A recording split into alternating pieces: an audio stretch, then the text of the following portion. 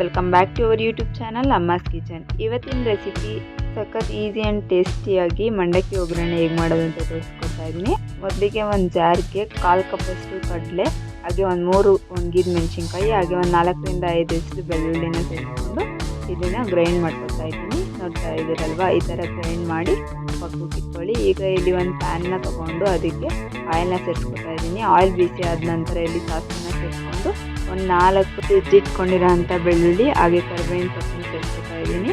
ಕರಿಬೇವಿನ ಸೊಪ್ಪು ಹಿಡಿದ ನಂತರ ಇಲ್ಲಿ ನಾನು ಒಂದು 4ರಿಂದ 5 ಹಸಿಮೆಣಸಿನ್ಕಾಯಿ ಹಾಗೆ ಒಂದು 1/4 ಕಪ್ಪಷ್ಟು ಕಡಲೆ ಬೀಜನ ಸೇರಿಸ್ಕೊಂಡು ನೀಟಾಗಿ ಫ್ರೈ ಮಾಡ್ಕೊತಾ ಇದ್ದೀನಿ. ಹಾಗೆ ಒಂದು ಮೀಡಿಯಮ್ ಸೈಜಷ್ಟು ಈರುಳ್ಳಿನ ಸಹ ಇಲ್ಲಿ ನಾನು ಸೇರಿಸ್ಕೊತಾ ಇದ್ದೀನಿ. ಈಗ ಈರುಳ್ಳಿ ಗೋಲ್ಡನ್ ಬ್ರೌನ್ ಕಲರ್ ಬರೋವರೆಗೂ ನೀಟಾಗಿ ಮಿಕ್ಸ್ ಮಾಡ್ಕೊಳ್ಳಿ.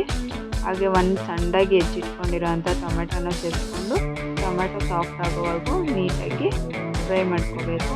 ನೋಡ್ತಾ ಇದ್ದೀರಲ್ವ, ಈ ರೀತಿ ನೀಟಾಗಿ ಫ್ರೈ ಮಾಡ್ಕೊಳ್ಳಿ. ಹಾಗೆ ಇಲ್ಲಿ ಒಂದು 1/4 ಚಮಚದಷ್ಟು ಅರಿಶಿನ ಹಾಗೆ 2 ಟೇಬಲ್ ಸ್ಪೂನಷ್ಟು ಉಪ್ಪನ್ನ ಸೇರಿಸ್ಕೊತಾ ಇದ್ದೀನಿ. ಉಪ್ಪನ್ನ ಸೇರಿಸ್ಕೊಂಡಿದ ನಂತರ ಇದನ್ನ ಅಷ್ಟು ಒಂದು 2 ಮಿನಿಟ್ಸ್ ನೀಟಾಗಿ ಮಿಕ್ಸ್ ಮಾಡ್ಕೊಳ್ಳಿ. ಮಿಕ್ಸ್ ಮಾಡ್ಕೊಂಡಿದ ನಂತರ ಇಲ್ಲಿ ನಾನು ನೆನೆಸಿಟ್ಕೊಂಡು ಒಂದು 5 ನಿಮಿಷ ನೆನೆಸಿಟ್ಕೊಂಡಿರೋ ಅಂಥ ಕಡಲೆಪುರಿನ ಸೇರಿಸ್ಕೊತಾ ಇದ್ದೀನಿ. ನಿಮ್ಗೆ ಎಷ್ಟು ಕ್ವಾಂಟಿಟಿ ಬೇಕೋ ಅಷ್ಟು ನೀವು ಸೇರಿಸ್ಕೊಳ್ಳಿ.